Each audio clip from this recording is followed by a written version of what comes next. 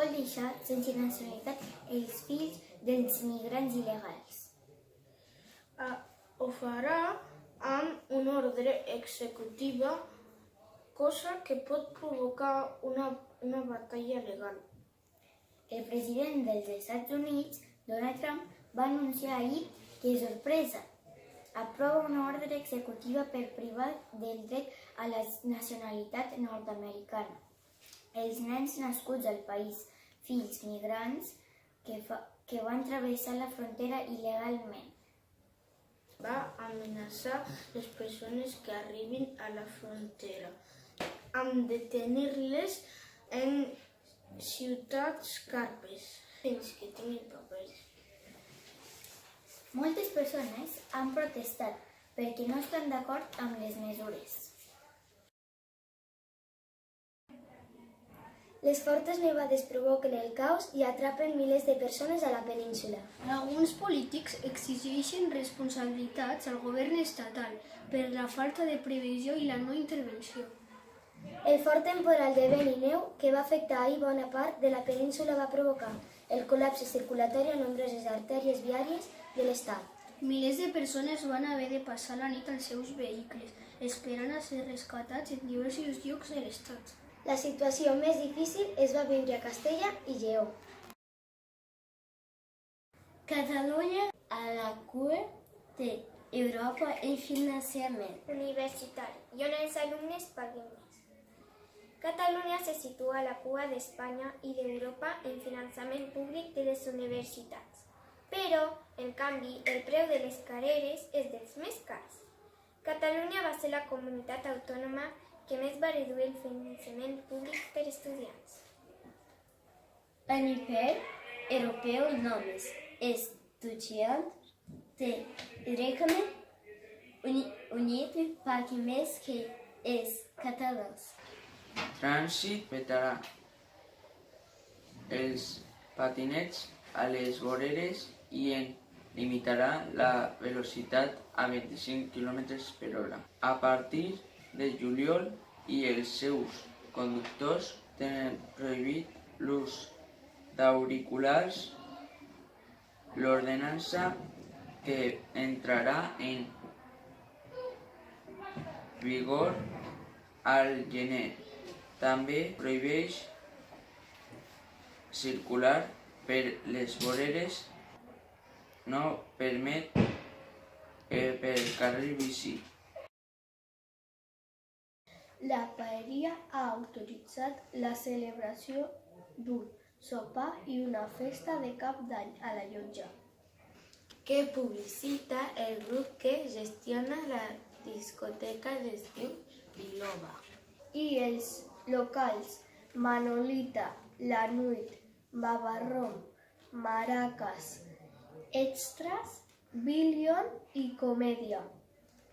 En tot cas, Peris va dir que el confessionari també ofereix a la llotja Sopars de Nadal amb actuacions musicals per a empreses i grups.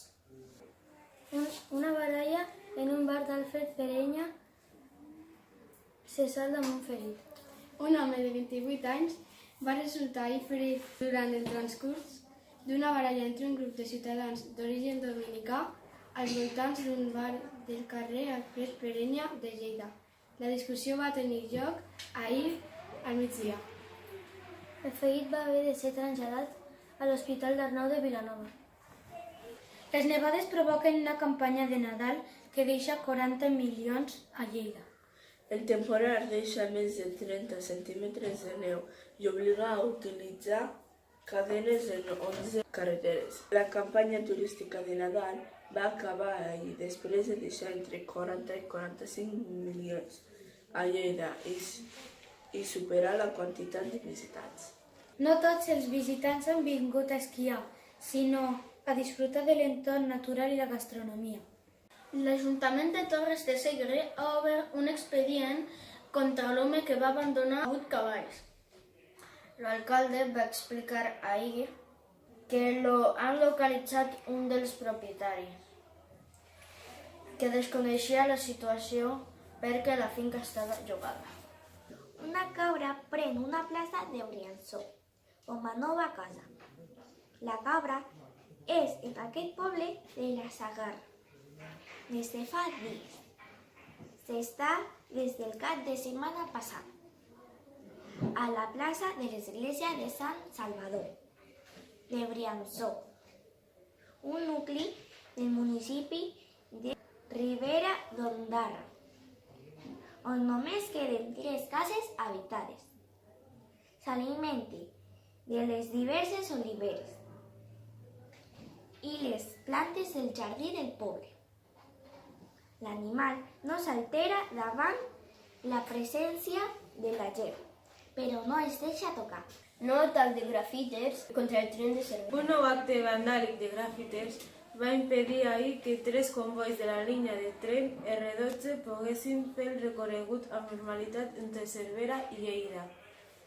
Renfe va haver d'habilitar servei alternatiu per carretera, cosa que va afectar prop 60 passatgers. Els grafitis es van fer la matinada del dia 7 i van afectar 62 passatgers. Mollerussa tindrà el curs vinent el quart institut de la comarca. La capital de Pla d'Urgell tindrà el curs que ve el nou institut de secundària, el quart de la comarca.